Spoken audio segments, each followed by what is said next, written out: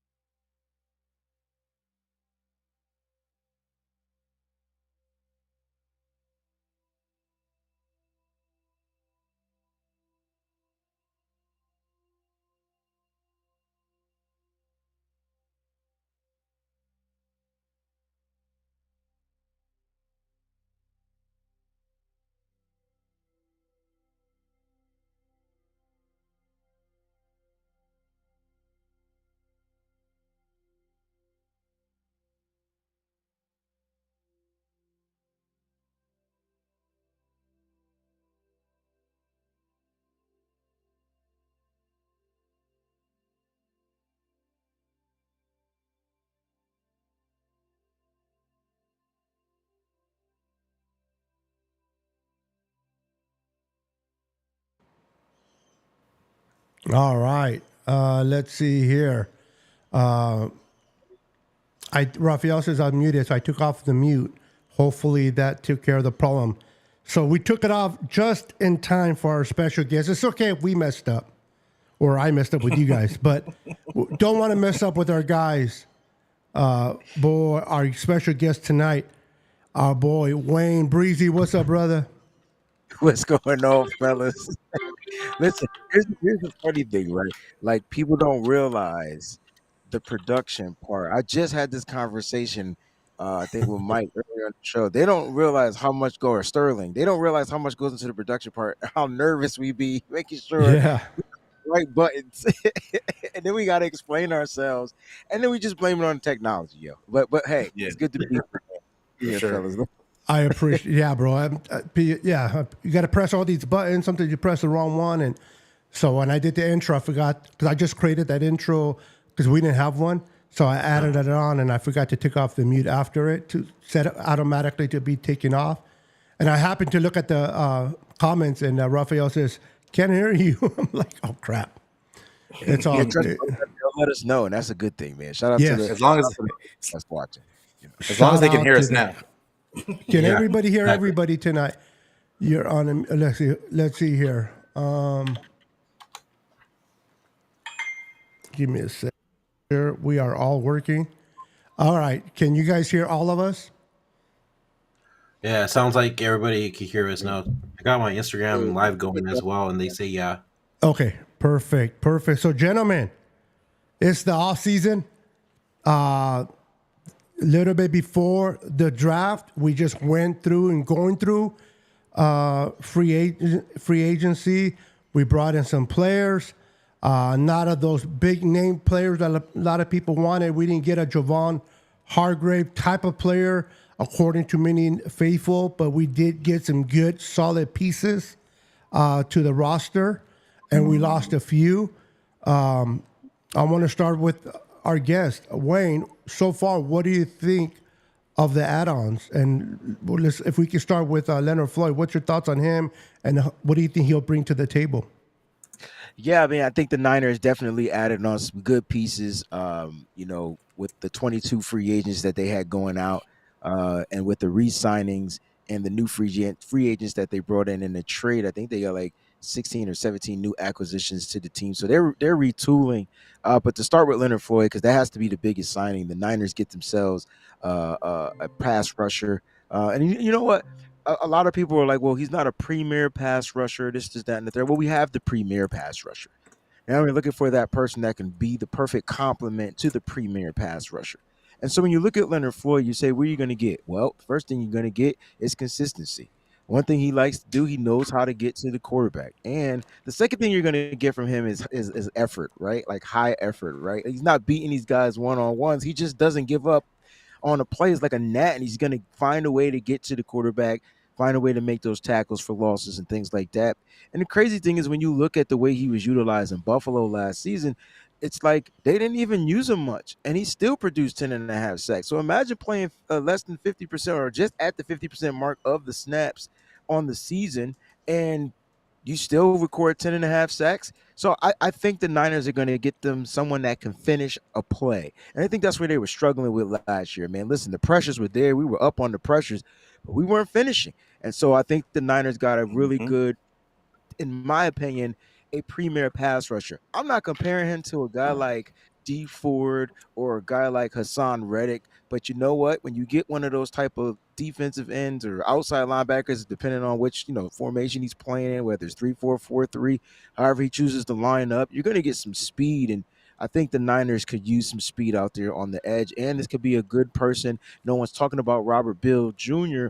This could be a good person who Robert Bill looks up to and models his game after playing next to a guy and learning from a guy like Leonard Floyd. So the Niners do their due diligence. They bring in the right veterans to help push up the right prospects that we already have on the team. So I really do like the signing of Leonard Floyd.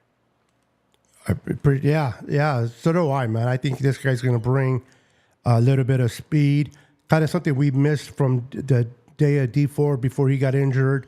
I think he's going to bring that assistance to Bosa. I'm excited to see what he does this year. Pete, the departure of Mr.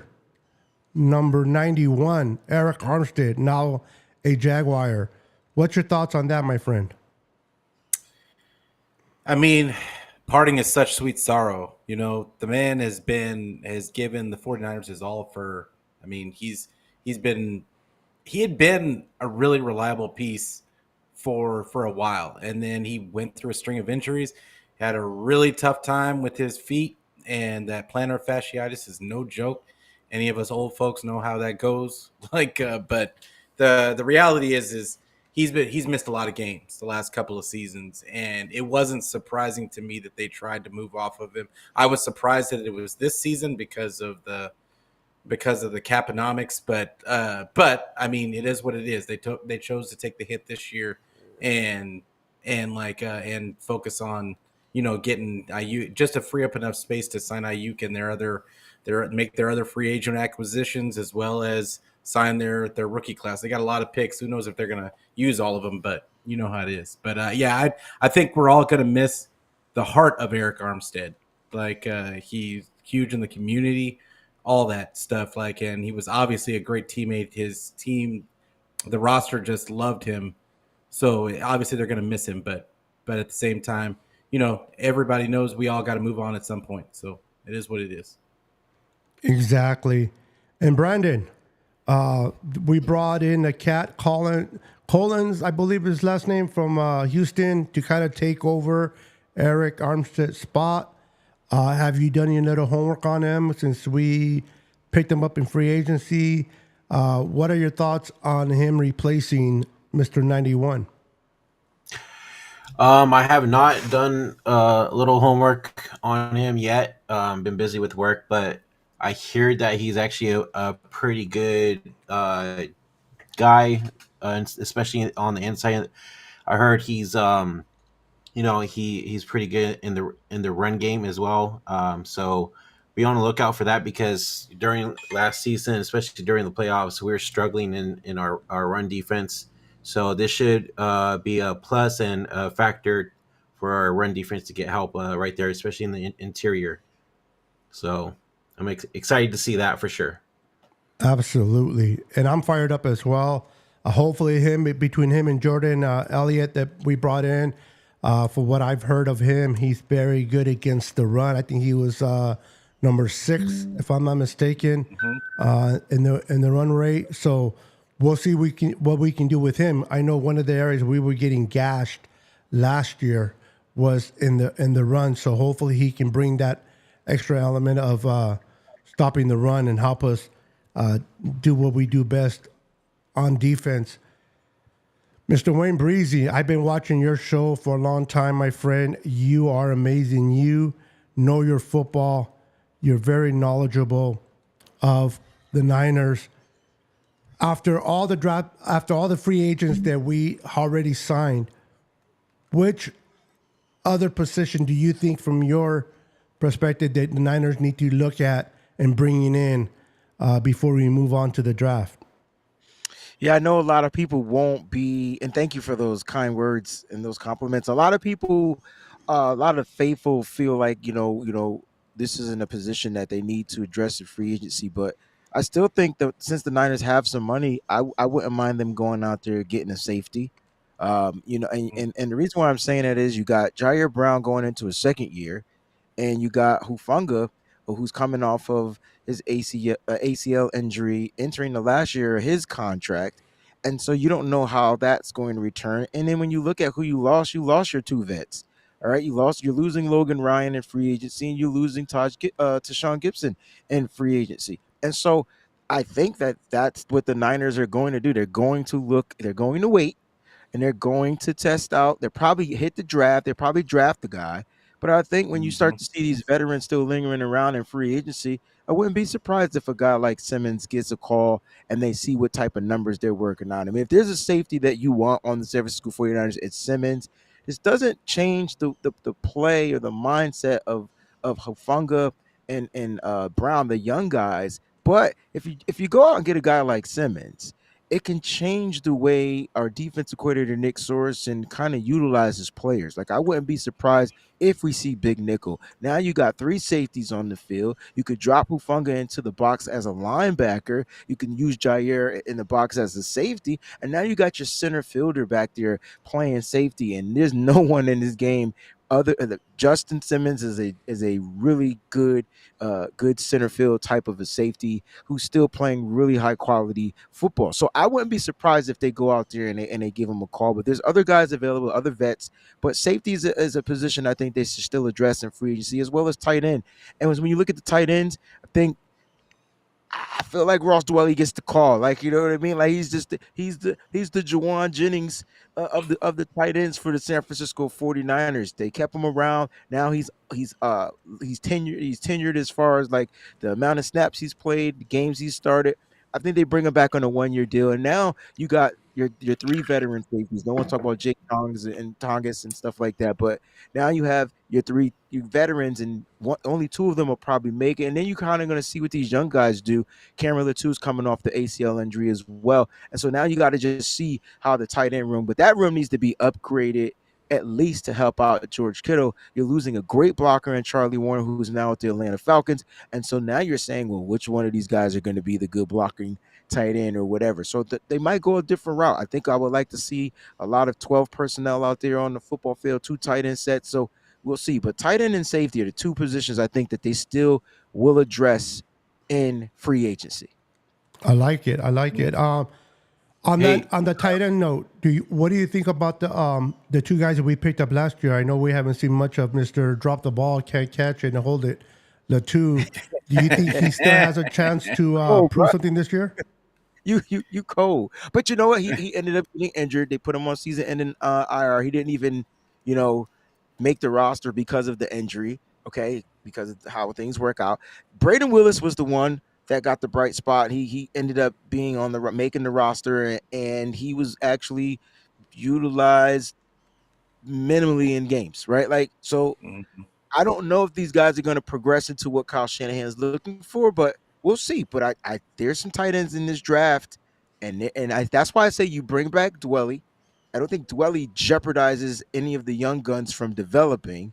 Then you bring in a dog, you bring in another tight end, and you make this you make these guys come out here and have to like really like push to earn their spot. And so we'll see what Latu can do. Like we're rooting for him. He did drop the ball a lot, so you're 100% correct. But toward the end of that preseason, he started catching the ball. They had one game with a couple of catches. So is he going to return from the injury healthy, good to go? We don't know, but they're there. Just same thing you could talk about defensively with the linebackers. D. Winters was the guy that got the call last year. Graham wasn't. What's going to happen this year? We don't know. So we got to see what happens in camp and OTAs and how they come in and how much they've learned and progressed. But this is a business. This is you got to go out there and get the best players and make sure the best players are available and ready to go week in and week out. Absolutely. Hey, Brandon, you Beto, had a question?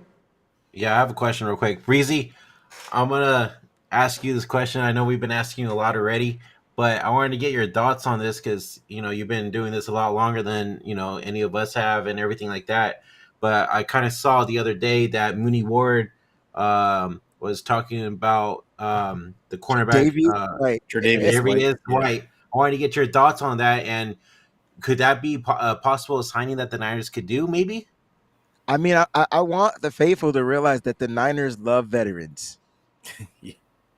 And they like the ones that, they kind of go after the ones where, it might be over with them. But look, if the Niners were willing to bring back a guy like Jason Verrett and give him multiple opportunities, I don't see them not trying to give a guy like Tre'Davious White an opportunity. Now, the issue is this: how much the Niners willing to pay? And so then Yeah, Tre'Davious exactly. White is like, well, I ain't playing for $2, but and so that's where the issue comes. Like, you know what I'm saying? Because listen, Tre'Davious White, when healthy, is a top 5 cornerback in the league. Top 10, if you want. Top, easy peasy, top guy. And so that's when healthy, though. He's coming off of 2 injuries. The Niners are going to use that to their favor. Listen, man, you coming off of, ACL, then your Achilles, or Achilles and ACL. I don't remember which the order, but you're coming off 2 injuries back to back.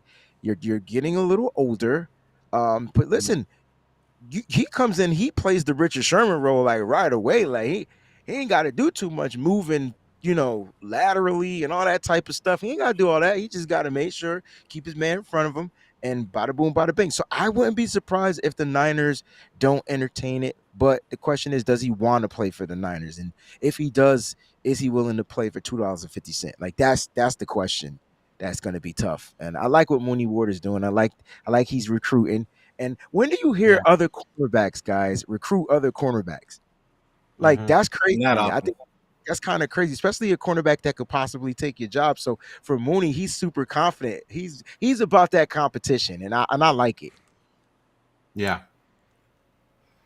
Thank you Go for ahead, that. Brandon. I'm doing all the background work. You go ahead and take the mic. All right.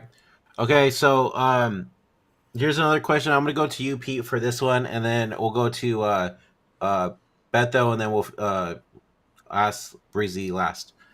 So past couple days, maybe I think it's only been 2.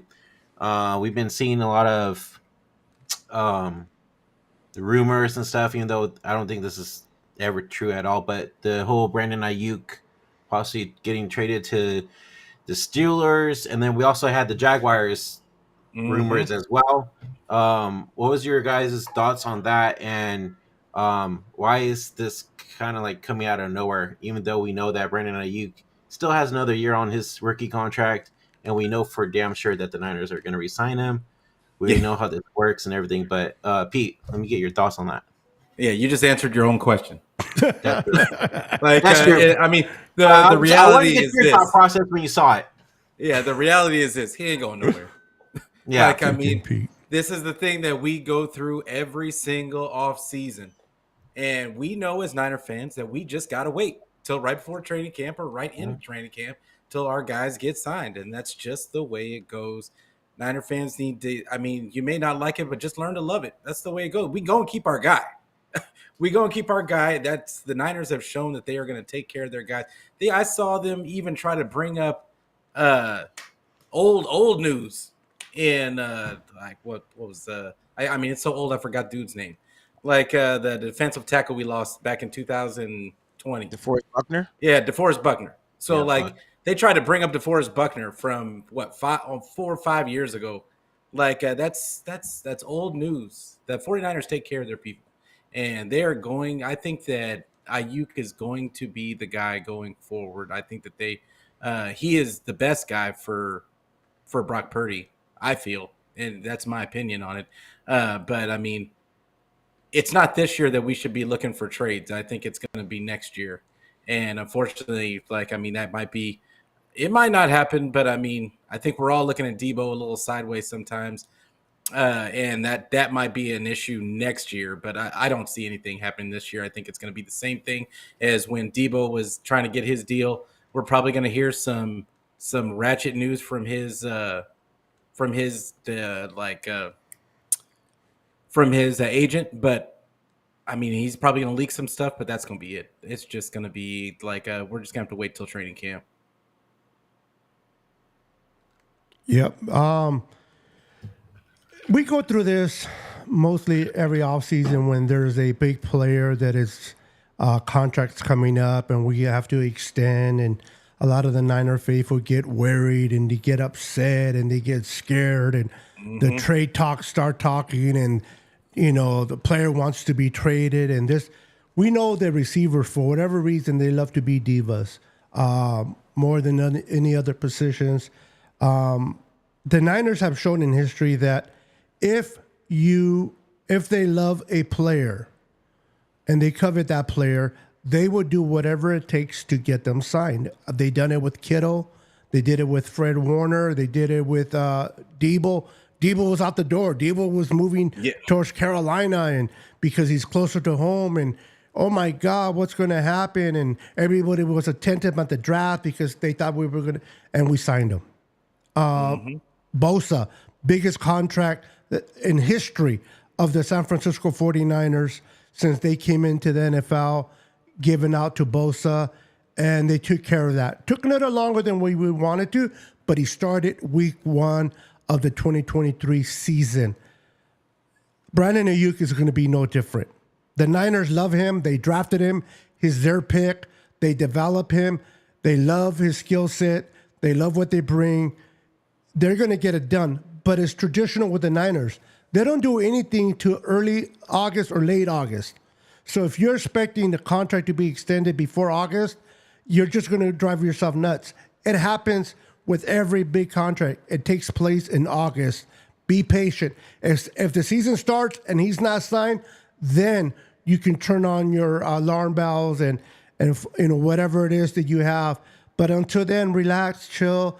The Niners have showed it plenty with history that they sign those players they love. I think for me, what makes it a little nerve-wracking is a couple things. Okay. Right? And I got to play devil advocate here because we're talking about a football player that wants to play football, that wants the football, and not one of y'all mentioned that. And I don't know. Something about that Super Bowl and that exit interview, and something ain't sitting right with me.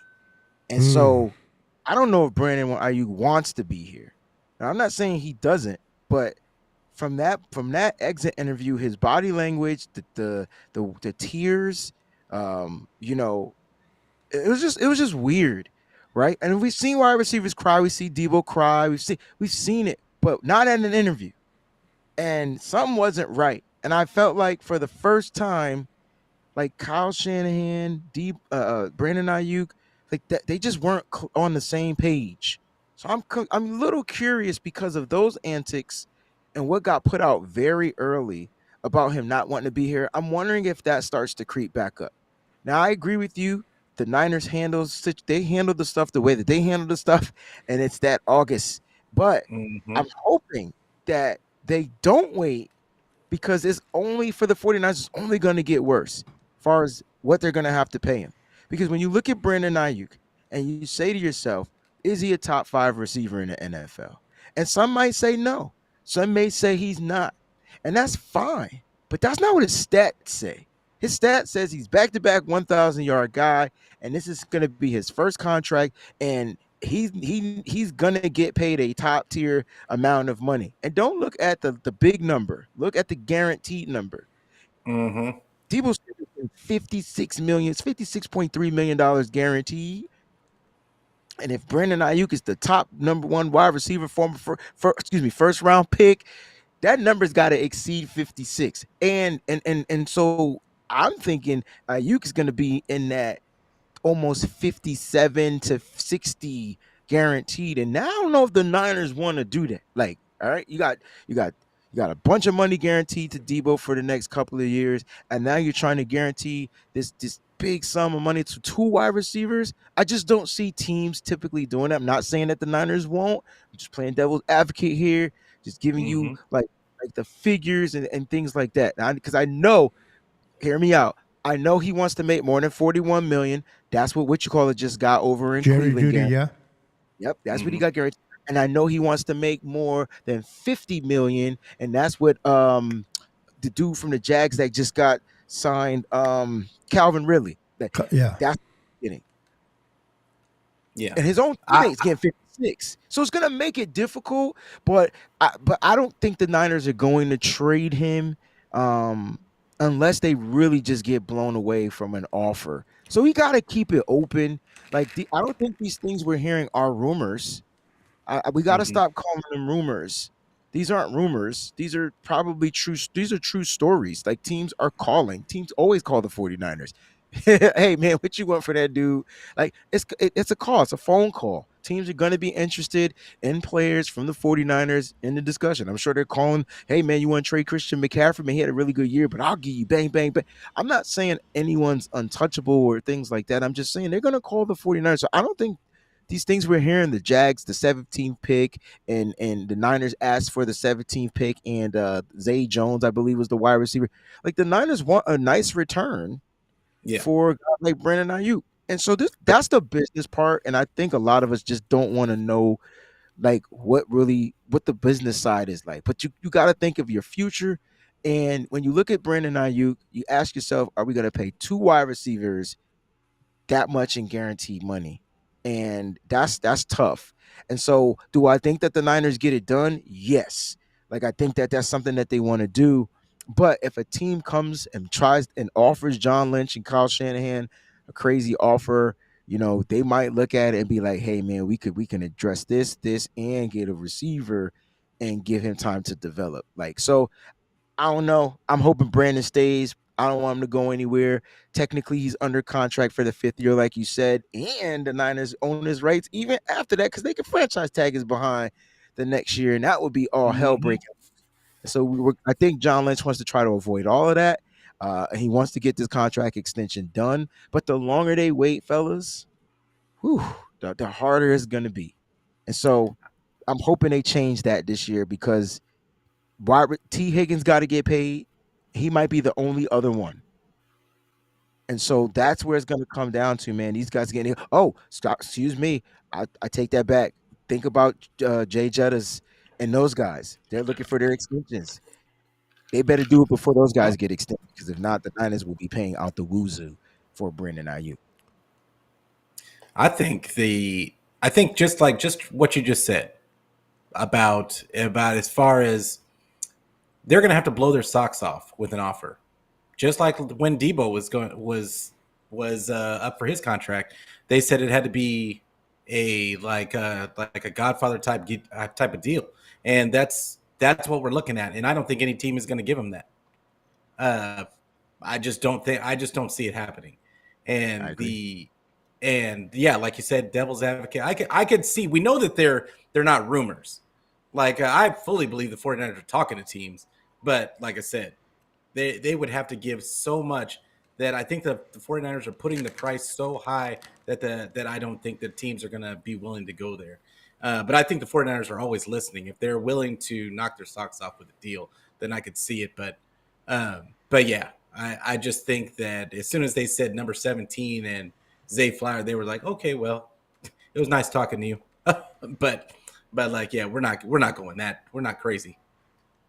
Yeah, teams are going to make their calls, and you got to do your due diligence. You got to listen. I know some players are not big fan of it. Like some players feel disrespected when teams are listening to other offers, but the team has to see what works for them. They want and they're looking forward to signing BA, like you said. But you're right. If a team comes up and offers something that blows the Niners out of the sky, they're going to look at it and see, okay, how does this help us in the long run? They want Brandon Ayuk, but we're not going to be able to keep Debo and Ayuk on those high contracts, paying 25 plus for two receivers each. It's a lot of money. People don't realize. And then when you get to Brock Purdy next offseason, things are really going to start getting tight. People think things are tight now. Wait until the quarterback gets paid and he starts getting somewhere around the 52 million per year contract. Then you're really going to see players. Some people got upset that Big 91 left this year. Once Brock gets paid, a lot of Niner fans are going to be upset next offseason because it's just the way the financials work. We want to keep the core of our players. We want to keep everybody. It's not Madden, right? It's real football. In Madden, you can bring anybody you want, pay them whatever you want, but in real life football, you can't. You got to work the numbers, and you got to see who is the one that helps your team best from the players you have on the roster. So do they bring him back? I think they will. But you're right. Other players are going to get paid. Now, let me ask this to Breezie, and everybody can answer as well. Do you think that the Niners are the type of team that are like, this is how much we're going to pay a receiver. This is how much we think your value is. It doesn't matter if Higgins, it doesn't matter if so-and-so gets paid more or not. This is the number that we think you're worth it. If you accept that number, we can work it out. If not, then we can try to trade you. Or do you think the Niners will have they would not, what's the question? The Niners will have to kind of compete with other receivers and pay them the top dollar. What are your thoughts on that, Breezy, on the knowing what the Niners do in the front office? I think it's both, right? I think the Niners do have a number, and I think the first offer is low. Always. Never want to start high. It's business, right? Yeah. So expect the Niners to start low and Ayuk's to start high. Like, and they got to find a common. They got to find a common ground, right? The same thing happened with Nick Bosa last year. Like, I guarantee you that. It ended up being something with language, but it really started with the numbers. Like, the numbers was like, nah, it. So the Niners do have a number that they want to pay, but they also got to look at the market, and then they got to look at his production. And Brandon Ayuk is going to be like, look, man, I did all of this, and I wasn't even fit. Stop. Listen to what he's saying. I'm not even. I'm the fifth option. I'm not even. I'm the best receiver, but I'm still not the option number one. And so, like, he's going to probably try to put that in there. Kyle's going to be like, well, you're not even the first option. So you got to, it's going to be tough. It's going to be weird. I'm telling you. And that Super Bowl, I know people don't want to put too much into that. I'm telling you, Ayuk is feeling some type of way. Now, maybe he's over it now, which is great. Maybe he's over that. But I'm telling you, he wants the ball. And you got to give him the ball, right? And think about it. Let's say they do it. Let's say they do the deal. They do the deal. He gets paid. And he still don't get the ball. Like, aren't the fans gonna be pissed off because everybody mad at Debo and his production? Like, if Ayuk don't ball out to what his contract says, like that, I'm just saying, like, it's a weird situation, but I just think that they just need to go ahead and get the goddamn deal done because there's them young stars, Jamar Chase and Justin Jefferson. They're not blowing Ayuk out of the box, but they're getting paid. They're gonna get paid. And Ayuk is going to if Ayuk feels he's a top dog like one of those, remember those guys are the number one options on their offenses. And Ayuk is like, yo, I could do that too. And that's where the discourse comes in, right? You got to pay me like I'm that guy. I don't care if you utilize me or not. That's on you. But I'm that dude. Like, that's Ayuk. And so that's why it's tougher. We're more tough than what we think. It's not going to be an easy thing. I'm sure Ayuk wants to play football with the team that drafted him, but he's getting older. He's getting more mature. He's starting to understand the business a little bit more. Like things are different. So I'm all for Brandon Ayuk, and I'm saying that he's returning, and I don't want him to go anywhere. I think this offense will look totally different without a Brandon Ayuk. We haven't had a guy that could run routes, get open like this since T.O. But what happened to T.O.? I That's just true. don't. I just don't want him gone. But I understand. I'm preparing myself just in case it happens. That way, I understand it. I do. I don't want him gone, but I would understand if he's doing it. If he's gone. I think that we as fans get a little caught up in the player versus the organization, and when it comes to these negotiations, like Breezy said, it's business. And do a majority of these players do the negotiating, or is it their agent that does the negotiating? Their agent is also the agent of usually of multiple other players in the league. So yeah, of course, his agent is going to want him to get a benchmark deal because that drives his price up. And also, but it doesn't always, even though it looks like on paper, oh, they got this astronomical deal, they can usually structure it in a way to where it's a lot of funny money and that they can restructure down the road and get and still get him paid, and turn it into signing bonuses. So it's not about necessarily what he's guaranteed right now. He's going to get his guaranteed dollar. There's, like you said, Breezy, it's going to be probably over 50 and probably closer to that 56 range. It's gotta be. In my mind, it's got to be as much as Debo. But at the same time, I don't think he's going to get what Jetta's getting. I don't No, think he's going to get what no. what Jamar Chase is going to get.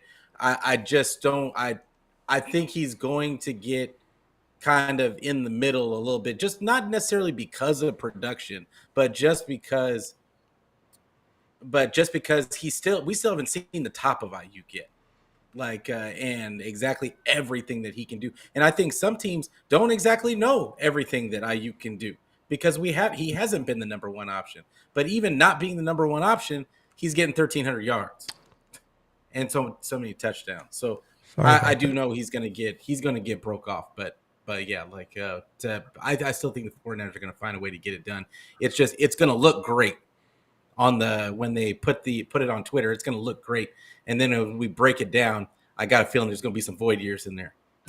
Absolutely. Yeah. Niners way. No, Yep. well, like what Breezy said too is we don't know if they're gonna want two receivers with big contracts like that. So that brings me to the question to where do we see a Debo trade next season type of thing? It's a possibility, yo. And Mm. you know, for me, I just want this team back so they could run it back. I'm not even looking in 2025, but there is a strong possibility where it doesn't hit the Niners cap like it would hit Mhm. it this year. And if they did trade Debo, it would have to be post June 1st, and they still gonna Yeah. get hit. So, at the end of the day, that's a possibility. But for me, I just want everybody that was here last year that played a role in what they did to get the opportunity to run it back. And I think for me, this is the year of running it back. You know what I mean? And so I just hope that they run it back with the same core. Brandon Ayuk, Debo. That offense just needs to come back and get a different crack at it. I think Brock's going to be that much better. He's understanding these defenses and how they're trying. I don't think they can trick him much more. I think now he understands that there's aggressive blitzing, there's delayed blitzes, there's disguised blitzes. There's so many. I think now that he's gone through the fire, I think he's going to be that much more better going into 2024. So I just hope that they run it back with that, at least with that same offense. We already know that they done shift and shape that defense. They getting tough up the middle. They are not getting ran on like they did last year. I think that was No. first and foremost. Yeah. But the offense, I think they need to just bring that offense back. Find a way to extend Brandon Ayuk. Stop bull cripping. Get it done. They should just get it done. Here's my question. For you, Breezy, is that we talk about Brock learning and developing. Does Kyle develop? And does he figure out a way to develop it and flesh out his drop back game? Really? It's it's not even about Kyle developing. It's about him just letting go and like letting like take the training wheels off this kid and let him play football. I mean, you got a kid like Brock Purdy. They drafted him. He came in. He blew the doors off this organization. He blew the doors off of his coaches. And you can say they got lucky. I'm cool with that. Sometimes luck is good, right? Sometimes it's good to be lucky. And when you look at his rookie year, due to an unfortunate missed block, not a missed block, but just not, everybody getting beat by Hassan Reddick. But just because of that, like that took out the opportunity of them even getting the Super Bowl that year. But then the next year, he comes in with off of an injury, with no off season, no camp, no nothing, and that team's in the Super Bowl. So I don't know what Kyle needs to do other than to just let his players, especially the quarterback, be him. I think we saw trust, and I don't know if you guys saw this, but I felt like Brock did something and Kyle stopped trusting him. And it was weird because you get to the playoffs, if Brock don't make certain plays, we don't win those games. And then you get to the Super Bowl, and then you just, it's like, do this. Huh? What? What's going on here? I think Kyle just got tight. That's my point. Like, I think the trust stopped. I don't know, man. Kyle got some serious issues that he need to work out within himself. Because being a good leader is also being a good follower and a listener and things like that. And Kyle has to listen. And I'm hoping I'm hoping a guy like Brandon Staley knows the language of Kyle Shanahan. Because Kyle, that checks and balance, that needs to happen. I mean, I watched Mike Shanahan struggle too. And like as a head coach. I mean, he did win a couple of Super Bowls, but he struggled because he thought he knew everything. And so I think Kyle, he got the right pieces, he got the right coaches. I'm hoping Brandon Staley is that check and balance so that Kyle can just have that extra brain. You guys are creators, right? You could create on your own, right? But isn't it cool when you have a meeting and you bounce ideas off of one another and you be like, yeah, I was thinking that shit. No, we can do that. That's what Kyle needs. Like, you know what I'm saying? And so I'm hoping that's the staff he has this year, because I don't think it's necessarily the players. I think the players continue to progress and get better. As far as Kyle Shanahan, dude is a genius. I just think he just sometimes he just overanalyzes things, and he needs somebody just to tell him to shut up. Shut up. Say it, but that's the word. But who does? Nobody tells him. That's the problem. You got a guy like Brandon Staley, who I think there's some type of level of respect. They kind of close in age, and so it ain't no pop or granddad in there. No disrespect. I'm just saying these guys may speak the same language, because who was cool. Like before Mike McDaniel got hired, I felt like Mike was the guy to tell Kyle to shut up. We ain't hear it. We ain't look at it that way. But I bet you Mike McDaniel said, Kyle, I'm running the run game. Leave me the F alone. We're going to run it here. This is what we're going to do. And that's what we're missing. And that is what I think. I know we don't want Brandon Staley on the offensive side, but I'm hoping Kyle allows somebody to just check, the T's and cross the T's and dot the I's. Like, you know what I mean? So if Kyle is open to do for something like that, I think we'll be just fine, because I think that's where it comes down to, because these players are really good, man. And sometimes we hold them back. Like Kyle holds them back. Like, and he's got to stop. He's got to let them rip. I agree. Sometimes you just got to let players be the best roster in the league, and just go out there and just beat the other team into submission.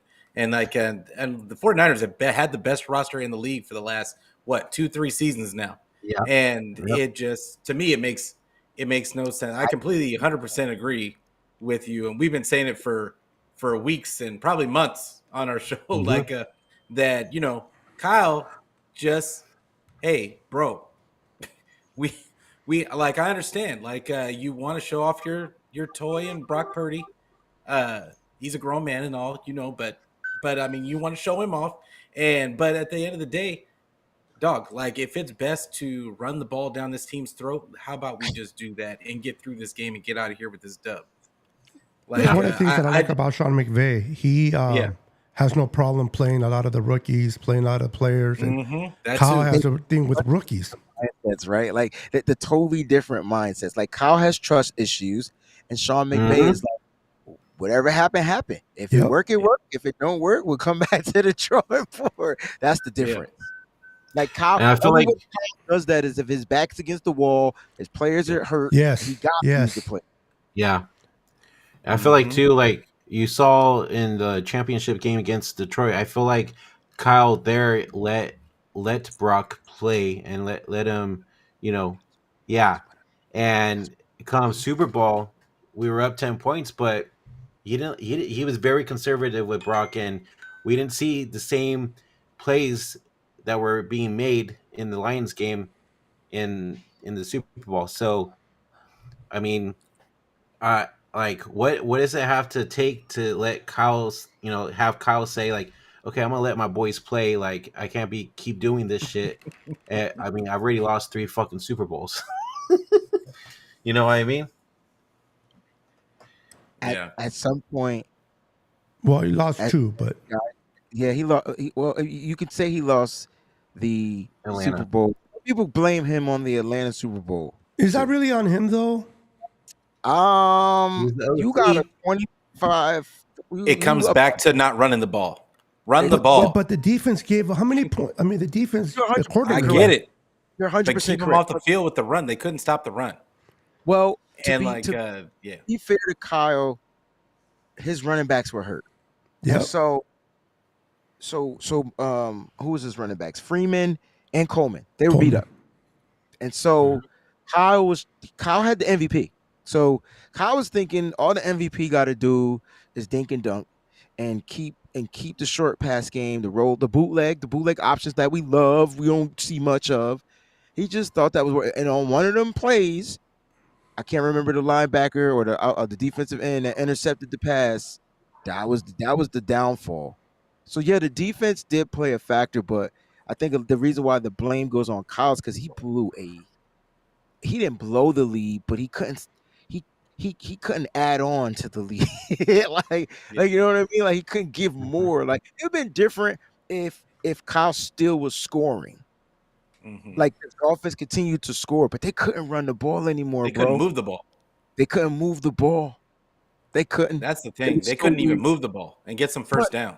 But we've seen that with Kyle and our 2 Super Bowls. We're up by 10, up by 11, up. We're just up. It don't matter. We're up. But we blame Jimmy. We blame Jimmy, and we blame. It was Jimmy though. Whoever's in there.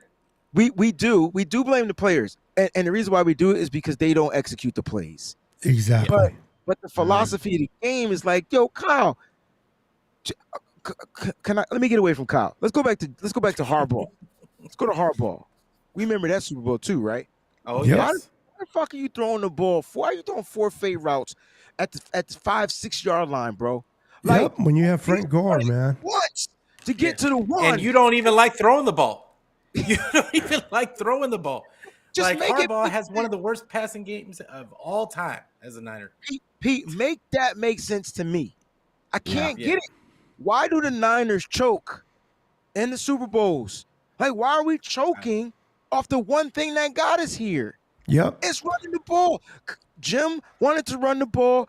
Kyle wants to run the ball because it sets up the play action pass. You got these quarterbacks that are really good in play action pass, and we don't run the ball successfully. I don't care if Christian McCaffrey get blown up for a tackle for a loss. Rotate the damn running backs and run the ball. You can run outside zone. You can run inside. There's no reason to not run the ball. And it comes back and bites you in the butt. Yep. That's what happens. And that's what happened in our Super Bowl. You got a healthy Elijah Mitchell. You have a healthy Jordan Mason. They can run between the tackles, and even though you're still trying to give it to McCaffrey, McCaffrey's great, but you got to move the ball with the other players. And that's one of the things that Achilles heels that I don't like about Kyle. Kyle's too damn stubborn. He wants to do it his way. I say this all the time. I like him as a coordinator, but the fact that he has to be a head coach to be the coordinator for the Niners, I'll take it. But I think he's better suited as a coordinator than he is as a head coach. He needs that someone with authority to keep him in check. And right now he has all the hands on deck on control. So, and Jed York is too sissy to say anything to him. Do you think Jed York needs to step up and say, hey, enough is enough. You've been doing things your way and it hasn't worked. You got to change some areas. You got to play these young players. Why even draft if you don't play these young kids? Jed York ain't saying nothing, just so we know. Just so we're that's clear. true. Jed York ain't even saying nothing. He said, please keep those checks coming. And business for him. please keep I filling hear you. those seats. Give me those two playoff games. Like that. Fans don't realize that, nice Pete. Revenue. For Jed, you're right. It's about the money, the revenue that is coming in. Yes, he wants to win a Super Bowl, of course. And he wants to win a Super Bowl because that more money comes in. But it's all a money factor. It's not like we are emotionally involved. He is involved because of the revenue that he keeps getting from all the fan bases and all the $20 beers they sell.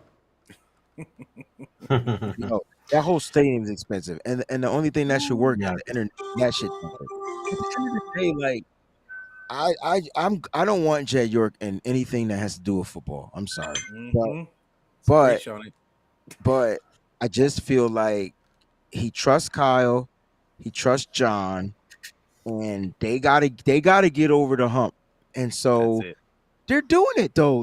Listen, I'm gonna give Kyle and John credit because look at what they did. They came in to this organization with a shitty roster and a bunch of money they had to spend on free, right? And after year one, they got some high price free agents.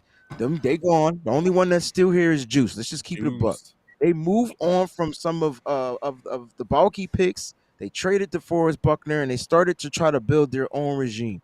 They screw up their first year in the draft. Well, I wouldn't say they screwed up, but they didn't hit on the first round picks first year of the draft. But they did nail a couple of picks in 2017. They got at least one right. And then 2018, they got at least one right. And so like the Niners are they finally built the infrastructure on how to draft, right? Look at what they did. They're paying how many players in the top 51 like that amount of money. Right, they make the necessary trades when they need to. This is all GM. This is all front. They're doing a good job, and then culture, and then they build the culture, and I think that's key. They bring in the right veterans to help these young kids, and so when we say why don't they play the young kids, it's because they don't have to play the young kids. They have the old kids still here, but they're hoping that these young kids see what the old kids are doing, and like. Make the smooth transition when the older kids are out, or if an older kid gets injured, or you know what I'm saying, if they have to let an older kid go do cap relief or whatever. And that's when the young kids got to be ready to step up. But I think that they've starting to really understand how to scout, how to draft, all that stuff. And now that now that I go to these Senior Bowls and I talk, I really understand what the Niners were trying to do and what they're currently doing, and they are building they're working on building this legacy, and it starts with the QB. And so I think they got lucky on Brock, and now they're going to try to win a Super Bowl with Brock. He got what was this is his second to last year on his contract, right? Or is next year?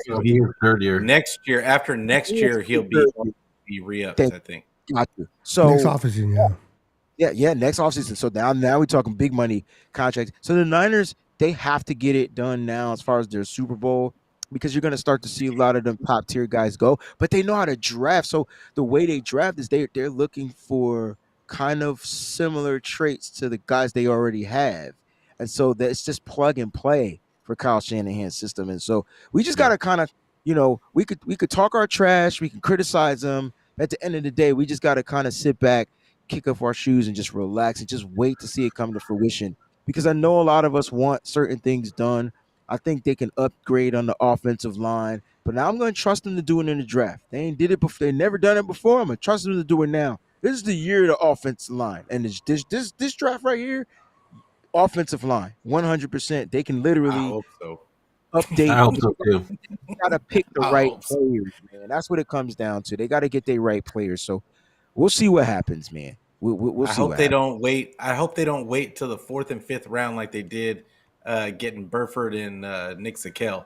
Like See, at that point, did they really need to address the offensive line at that point? See that, and that, we like, needed a center. That's what we were looking for at that time. you know what the Niners don't do? They Tell won't him. draft. Tell him. Yeah. They won't. They wait for that center to be available. I'm gonna tell you that the bad news that I got today from Connor Williams, man, I almost cried because if there was not a 49ers center, there's not a free agent center out there that had 49ers written on him, and it was him. And unfortunately, he's contemplating retirement because of the severity of the knee injury of the ACL that he suffered wow. last season with the Dolphins. So Damn. it just sucks. But that's what they do. That's what Kyle Shanahan does. It's a specific type for the center position for Kyle, and so you got to be athletic, you got to be mobile, it's certain traits, man. You know, I don't think they're gonna draft a center, but if Jackson Powers Johnson is available, I'm hoping John Lynch is listening to this show and he's sitting there at 31 because no one wants a center. Please draft him. You will be happy for the next 15 years. Like, I promise you. Like, it's an ugly pick. It ain't sexy. He's the best offensive lineman in this draft. Jackson Powers Johnson out of Oregon. If they could get him, we will be set at that I've been hearing position. about him. I've been hearing he's pretty Yeah. good. What is it? Why is it with Kyle and John? They put all that money, they put all that resources into the defensive front line, but they just get players they can scheme wise offensively on offense. I understand it's all about the scheme that Kyle puts out there, but if you can protect Brock Purdy, if you can give him a little bit longer, I mean, the kid can play under pressure. We've seen that. We like that about Brock Purdy, but you still got to be able to protect him, give him an opportunity to do what he does best. Why is it that they put all that money in the front of the defense, but not so much other than Trent Williams offensively? I don't understand that. I think offensive linemen are a premium in the NFL now, and there's just not a lot of great offensive linemen out there. And when you look at it, Kyle prioritizes the run game and you being able to run block like more than he prioritizes the pass blocking. Because he feels like if you can just execute and get in position and put up enough, just give the guy a couple of seconds for his guy to get open. Like, that's all he needs. He doesn't need you to hold up in protection for 2 and 3 seconds. That's the way Kyle looks at it. Yeah, I feel that's what I see from him. But I just look at Kyle and I love Kyle to death. I think Kyle is the coach for this team. I think that he can absolutely be the coach for years and years and years of this squad. I love the culture that him and John Lynch have built. I just want to see him get over the hump because I know once he gets over it, it's over for the league. Once he figures it out that he can trust those guys and that he can just let go, like Breezie said, let go a little bit and just trust in the fact that he's got the best team on the field.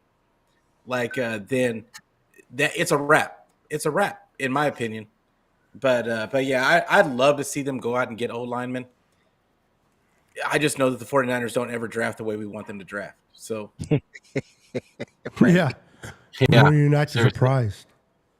I honestly, like, as much as we want an O lineman, especially at 31.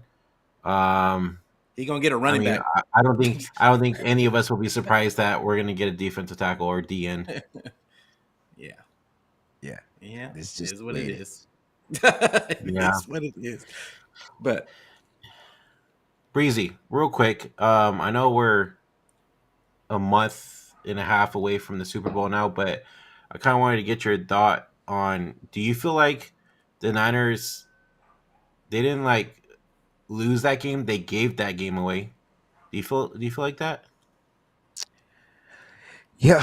I don't like to discredit the other teams, but my mantra last year is the only way we lose is if we beat ourselves.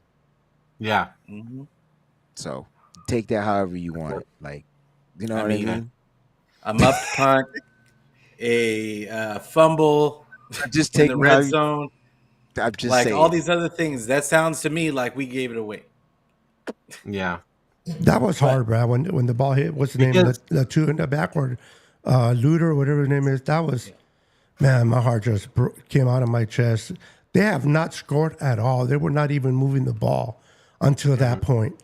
Talk about a can we not Niners relive can't it? catch a damn break. no, we won't relive About it, free but agency. I just Can we wanted to talk get about free Breeze's agency? thoughts on that. Not breaks, man. Freaking, how many times did they turn over the ball? The Chiefs only lost it once. That's ridiculous. In the playoffs, Were you- they turned were it you over at 8 times and then were they you there, didn't lose it Breezy? once. I was in Did you Vegas. go? I didn't attend the game, but I was out there in Vegas. Yeah. It was I I can't explain it. I can't explain the football game. I just I it was too good. It was too good to be true for 3.5 quarters, Mm-hmm. and it's like they lost almost like the identical way. Like it's just In 2019, for it's 3 quarters, we're all fired up. Yeah, right. for real. I Yo, think I think I think it went the I think it went downhill as soon as Greenlaw got hurt. I think that's what yeah, happened too. the whole energy shifted, right? Yeah. Um, Mm-hmm. Kelsey and wasn't doing much until nah, he got man, hurt. it's funny because I put out a tweet and I said something about I can't remember what it was, but it had to do with Greenlaw playing in this game. And the reason why I brought that up is because when Kansas City came to San Francisco, that was Christian McCaffrey's first game. Hmm. Kansas City couldn't do what they wanted to do until Greenlaw got hurt. I don't know if you remember that game, Yep. but Greenlaw leaves Yeah. that game with an injury, and next thing you know, the middle of the field kind of like opens up those Hmm. Travis Kelsey routes, and they kind of blow us out of the box. Like we ended up losing players. So like that's how much of a factor, how great of a player, how much of an impact Dre Greenlaw is on the 49ers defense, and we're wishing him Yeah. a speedy recovery too. He need to get his ass healthy ASAP. Like Please, Yes, please. sir. ASAP. Yeah. Yeah. The guys need, I mean, I love Fred Warner. I love what he does in the middle, but people don't realize, like you said, Breezy, how important Greenlaw is and what he does for this defense for us. For real. Needs to get healthy, prayers and best wishes for him. Real quick, the gentleman that we picked up from the Packers, Oh, Devontae Campbell. compared to Mr. I don't want to play for the Niners and went to the Dallas Kendricks. Between those two guys, who, without our feelings in, what do you guys thought? Which do you think would be the better player in this scheme? Kendricks would have been, or the guy that we picked up? well, I mean, at first it was Kendricks, right? Like he's still tackling at a high level. We Mm-hmm. struggled with missed tackles last year, so at least we knew he could do that. He could blitz on the Sure line. that. He's Hmm. pretty decent in coverage still, even though he's an older player. But I'm going with Campbell. Like I think this guy's gonna play with a chip on his shoulder the whole season. And good luck to whoever he's going to hit this year. There's something wrong with him and the communication in Green Bay. And you couldn't show me another player that didn't want to be there. That people forget that when players don't want to play in a place, they play differently. Like Yeah. their body language is different, their performance is different, and they waiting to get the hell out of there. Like, Yeah. you gonna cut me, right? Like, do what you got to do so I could go play football. I can tell he still wants to play football. You saw it on his face on signing day. That guy's got a chip on his shoulder, and if we play the Packers this year, good luck. Because that guy is coming. I could tell you that right now. And it's a good piece, too, because he's not just a stopgap guy for Dre Greenlaw to get healthy, man. The Niners have the ability to run three linebackers out there on the field like we used to see, even in nickel package, like without a regular nickel back out there with the coverage skills of a Dre Greenlaw or whatever. So I'm excited to see what the Niners do, but they get another tackling machine, man. He's a former All-Pro. So Yeah. he has the Mhm. ability to get back to all pro if he's going to be playing on an all pro defense. I'm excited to see what Devondre Campbell is going to be able to do. Yep. We come down to that hour, guys. But before we go, I want to ask this question. Mike Silver, he's kind of been writing, kind of hitting everything that has been taking place this offseason. He said that he feels that there's still a big move that needs to be done by the Niners. Do you think that we're done with the big moves? Do you think there's still a big move, maybe a possible trade that might kind of surprise us, get us by surprise? Or do you think anybody they add is just going to be smaller pieces for depth? Or do you think they just might get that missing piece like Sartan from the Denver Broncos to pair up next to Ward? What are you guys' thought? And then we'll close it with that. We'll always start with you, Breezy. Man, they didn't make the big splash in free agency. But I don't think they needed to, because when you look at this team, you just needed to replenish some of the spots, and you're trying to upgrade the players, the spots that you lost with the players that left in free agency. So, look, I don't know if Denver is open to trading to Patrick Surtain, but I bet you John Lynch on that damn phone. Like, you know what I'm saying? So they're on the phone. But I don't know if you see a big trade, because now you're talking about giving up first round picks, and I don't know if the Niners want to do that. Not when they know that they're going to need offensive linemen and defensive line. They need players. So I don't know if they want to give up some first round picks just to shore up that back end. And Patrick Surtain is the man, but you could sign Justin Simmons and still have the man. Like he's the man too. So why not just pay the free agent guy? So maybe that's the big move. So I don't know what they want to do. All I know is I like the corners. I think the corners are going to be fine. I think they add. I like the new acquisition of Yadam. Oh, I can't wait to see him play. He's like him. a I like him. he's a developed looter. Like Yeah. So if Luter ever develops in the 49ers defense, that's what you're going to get from Luter. He's that type of a defender. So I can't wait to see what he does. But I think the Niners are done making these big moves. I think the only thing they'll do is probably sign another or a couple of other free agents. I think they're going to really try to hit this draft. Now, remember, some players aren't going to get signed in free agency right now. And so keep your ears open. The Niners are freeing up money. And if the Niners are struggling in an area, the one thing we know John Lynch is going to do is do some type of in-season trade. So there's always fireworks with the San Francisco 49ers. So it doesn't have to be right now, but there's always going to be a big bang happening at some point. What about you guys? You guys want to add anything, Brandon or Pete, before we shut it down?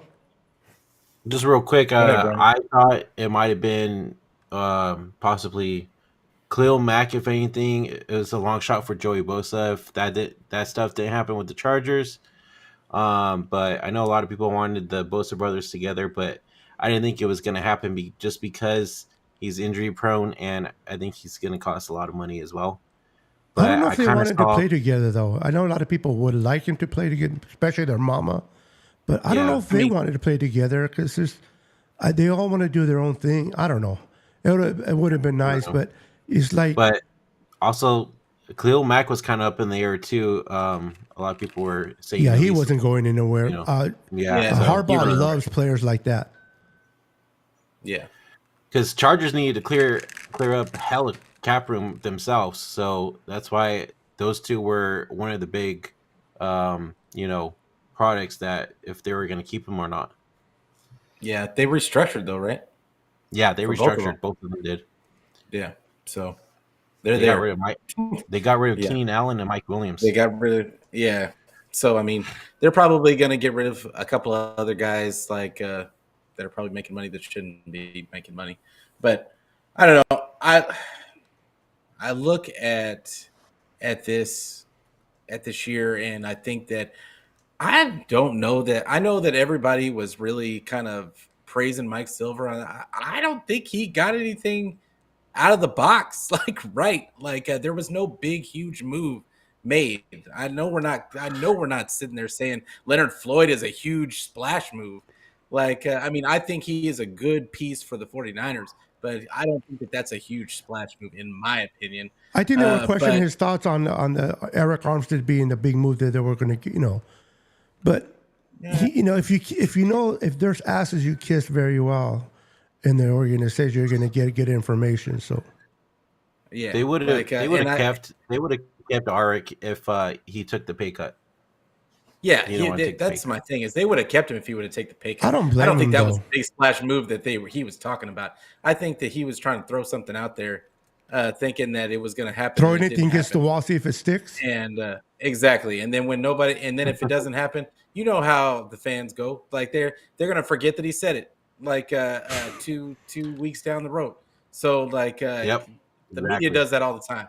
But Yep. I just look at it. The rest of this offseason, I don't think they're gonna add anything huge. I just can't see it. I think that they're going to save some of that money. I think that they made that cap space last season to flip over to this season so that they could pay the main guys that they needed to pay. They brought in a bunch of depth pieces, which I thought is exactly what they needed. I love the Yadam signing. I loved the Leonard Floyd signing. I loved the guy from the Texans. I can't remember his name right now, but I love that signing as well. And I think that if they can go into this draft with the thought process that, hey, this is a draft that we need to get the best players available and start building around those best players available because our guys are getting older. We're now the oldest team in the league. And yeah, just go into the draft with that mindset. I think that's what they did with this free agency period. They set themselves up to be able to do that. And I think the 49er fans could be a little bit disappointed in the draft because I know we all want offensive linemen. I'm just not confident that the 49ers are ever going to do what we want them to do. So yeah, it is what it is. But yeah, I think they did what they needed to do in free agency. So Cool. Before we go, Wayne Breezy, anything you got going on your channel, bro? Let everybody know how they can find you. For those that don't, know who you are or what you do, let them know, and what you got going on this week, brother. Everybody and their mama should know who you are, but just in case. Look, so I do my weekly shows, the Wayne Breezy Show, Monday, Wednesday, Fridays, and that's at 1 p.m. Eastern Standard Time. And then there's the BAM Show, the Breezy and Mike Show. That's daily, every day, 4 p.m. Eastern Standard Time. And then there'll be some other specialty shows. I mean, it's the off season, so kind of going to take a little break or whatever, and do some features, bring some people on, get some of you guys on the show so we can talk Niners. Even though we got that time difference, we'll figure that out. But yeah, man, that's what we're doing. Just go to @TheWayneBreezy, whether it's on YouTube, the X, doesn't matter. It's @TheWayneBreezy. Had to put the in there, try to brand the name. But I appreciate you guys, man. Thank you guys for having me on, Beto, and I appreciate this. We definitely appreciate you, bro, and everything you do. Brandon, what do you got on your channel? And then we'll finish it off with Mr. Pete. Nothing as of now. Trying to talk to the guys, see if they ¿Cómo que if they wanna- chingados nothing? What do you mean nothing? It's nothing, mijo. What do you want? Until next Tuesday, and when we're back here for the Boyz podcast, I'm trying to get Christian and Dion and Anshul to try to get back on it and talk some football, but we'll see. I don't know, but we'll be back here again next Tuesday. well, so Niner Fanatic podcast will be on this Thursday for sure. Whether it's just me or not, but y'all get used to this face. And but I will be on at 6:30 Pacific time. I always say Pacific time, even though I'm Central, but regardless, Pacific time. Make sure that you tell a friend so we can be friends every day, every week. And as well as, I'm on YouTube, I am on Twitter, I'm on Facebook, I am on anywhere where you can get, even if you don't like looking at my face, you can always catch the audio version. So I don't care where you get it, just get it. Yeah, Dang, me well, too. all your things are popping up over your head, bro. That Woo, you're look at thinking that. them and they're Hey, popping up. get mine too. Get mine real quick. Okay, Get so mine too real quick. repeat your question again, there, Brandon. Let me show you just your one channel. Just kidding. What do you mean my one channel? I'm on TikTok. I'm on Instagram. I'm I'm on X. kidding.